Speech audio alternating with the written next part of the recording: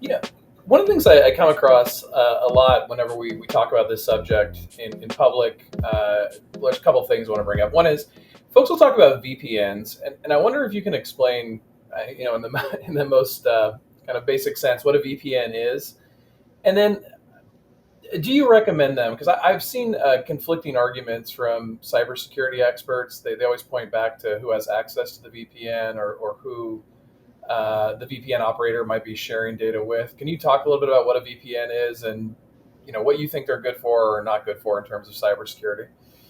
Yeah, absolutely. VPN is one of those ambiguous terms that was normalized or that were normalized within a corporate context. Uh, Employees of companies use VPNs in order to connect to their work, to their networks, right? At work, when you are an employee, you have the cozy, warm and fuzzy perimeter of your business, and your company protects this perimeter using a firewall. In order for you to work from home or from some other place on vacation, you should connect. And in fact, by policy nowadays, practically every company dictates that employees connect using an encrypted method. That encrypted method essentially scrambles the data as the employee connects to their work, poking a hole through that firewall. So the firewall trusts that this connection works properly because one, it's encrypted, two, it's coming from a known computer that the company has set up, and three, more often than not, it uses more than just a password. It uses a secondary code, which is called multi-factor authentication. So those are trusted connections, and that's what we call a virtual private network. It's essentially an encrypted tunnel that no one can see into, and the employee can cut right across the internet and be inside that warm and fuzzy perimeter of their company. That term has been extended. I don't want to say abused, but it's been used by commercial entrepreneurs and innovators and opportunists to create a network of nodes around the world. So anyone who has access to a computer anywhere around the world can create a relay point. And that relay can allow me as a user to connect to it and then connect to a website that I'm trying to access. That is essentially called a proxy. I'm bouncing through that proxy. So to the website, it looks like I'm connecting from some other country. And that is interesting, but it's not necessarily encrypted. So people have gone out and created these encrypted methods of connecting through some of these proxy servers.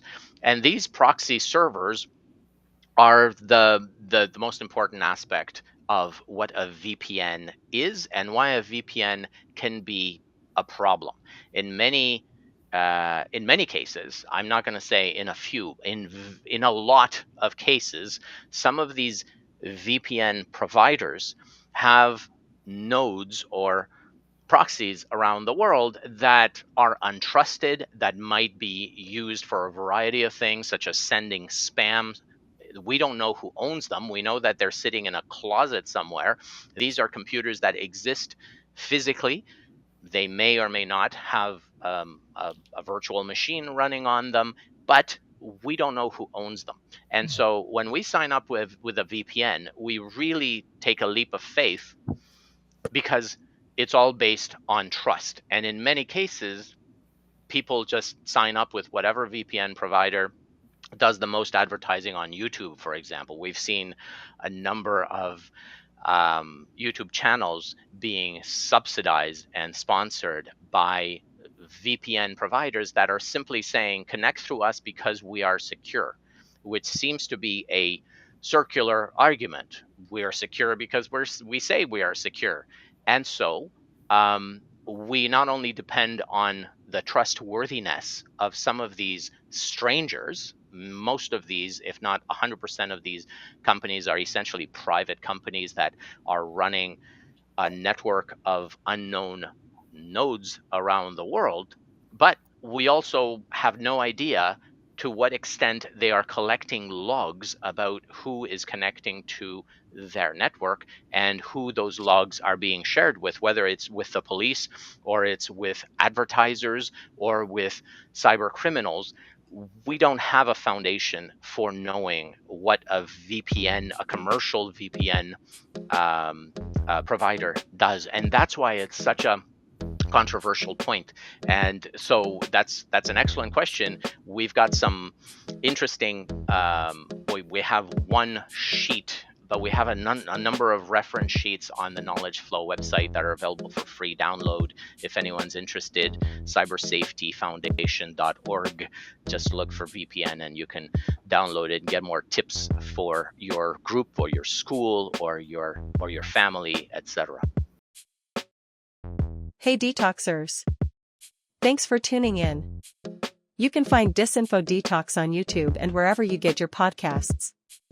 Don't forget to like, follow, subscribe, and share. Every click helps grow the community and keeps those tech overlords happy. Detox complete.